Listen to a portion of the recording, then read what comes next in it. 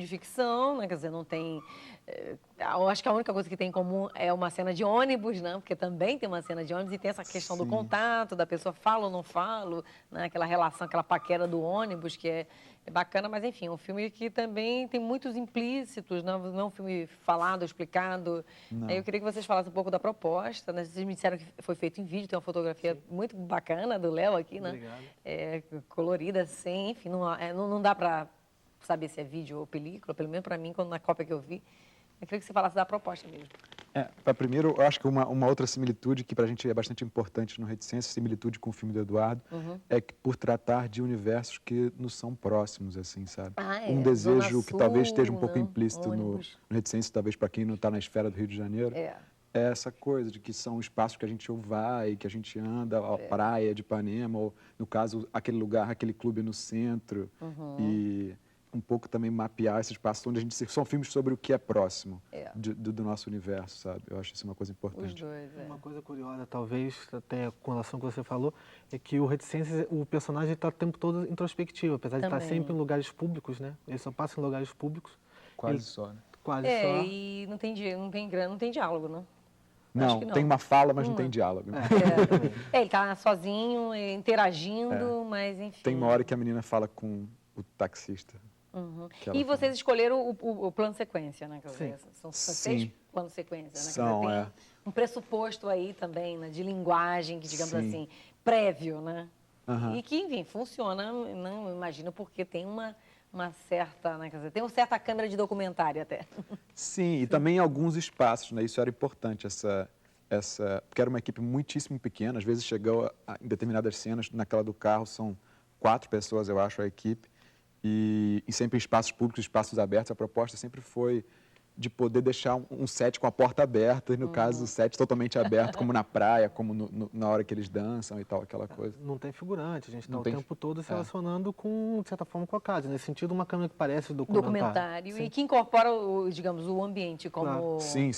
Não foi iluminado, para justamente preservar o máximo que tivesse artificial, de fato. A fotografia noturna, né? Quer dizer, por isso que ela chama a atenção, porque é difícil você fazer o filme todo naquele escuro.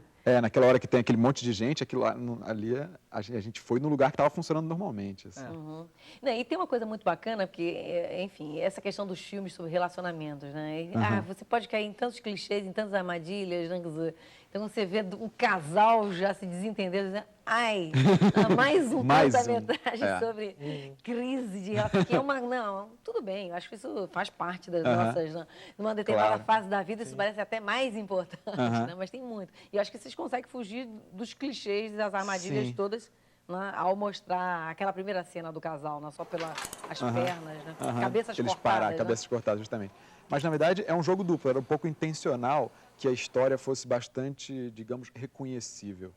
Como a gente como você disse, tem uma série de implícitos, de alguma forma a gente queria que o espectador mais ou menos soubesse do que está se tratando e ele pudesse acompanhar para poder também relaxar e não ficar à procura de informações, tendo entendeu? que explicar muito, Já que aquela história é mais ou menos reconhecível, ele fica tranquilo, relaxado para sentir o filme, entendeu? Agora, quer dizer, os dois filmes são filmes sobre essa questão do contato, né?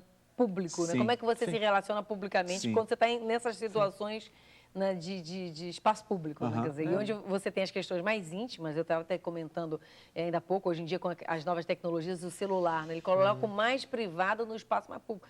Situações super constrangedoras que nós somos obrigados hoje em dia a acompanhar. Brigas de casal, sogro, sogra, né, barracos, todos que estão no espaço público. Então, essa relação, essa diferença entre público e privado, ela é bem problematizada nos filmes de vocês, né? Quer dizer, você força a barra, né? Querendo uma intimidade com pessoas que estão ali quase dizendo, Pois é, o do Juliano eu acho que já é muito mais delicado, né? Sem dúvida. Na composição dos quadros.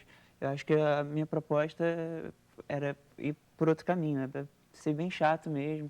Eu sei que assim, eu acho que não chega a discutir, mas joga para debate a questão da responsabilidade de quem está colocando uma câmera em algum lugar, né?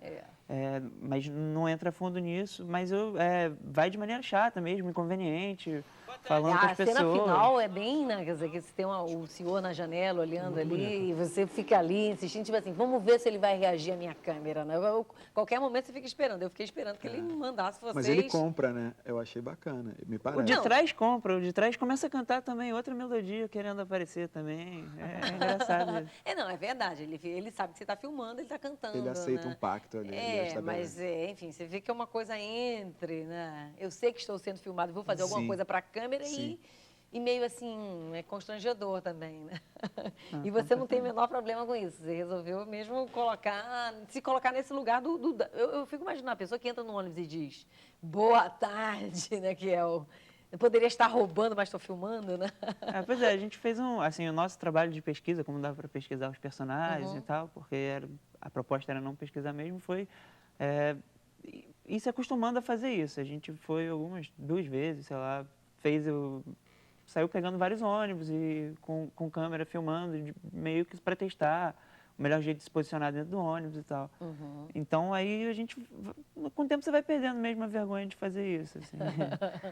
Esse contato, né? É interessante até você se colocar nesse chapéu. Que, aliás, é o que acontece no teu filme também. O personagem, né, quer dizer, vai ter a relação dos dois, eles vão se vendo, até uma hora que lá, né, enfim, se agarram, né? Quer dizer, não tem mais muito o que dizer, aí se dá esse contato, né? Sim. Um crescente de tensão, na verdade, né? Umas coisas que a gente quis também era não usar o diálogo, porque, na verdade, o diálogo ele se passa por coisas não ditas, por objetos. Corpo, Por isso também que a primeira cena é no restaurante, que o diálogo se dá para as pequenas coisas que estão debaixo da mesa, os pés, os movimentos das mãos. O filme lida muito com o corpo, né? Acho que é uma coisa até numa escola que está muito popular lá na PUC, asiática e tal. Coisa toda estética do fluxo. Então tem muito o corpo ali, acho que de uma maneira muito sensual, algumas vezes, muito interessante. Muito delicado, acho que o filme é bem delicado. E essa questão mesmo de você ficar identificando esses signos, né? De quem é quem, pelo como está vestido, pelo tá olhando, não está olhando, né? O tempo todo uma comunicação corporal, comportamental,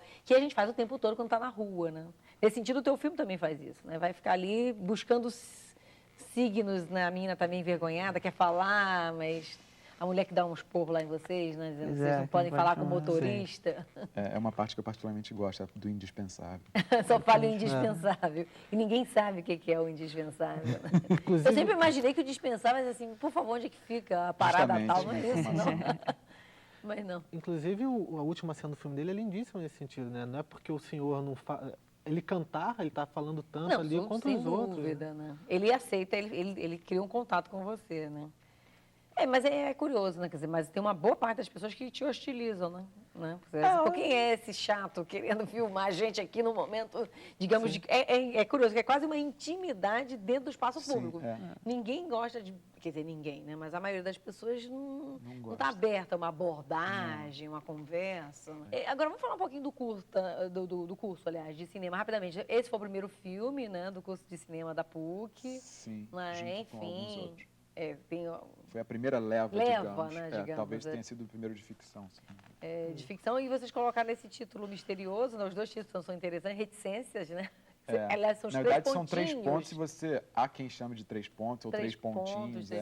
É um jogo brincando e jogando com essa coisa da linguagem, do filme não ter falas e tal. Silêncio, do implícito. Ter um outro tipo de significado. Isso é uma coisa icônica.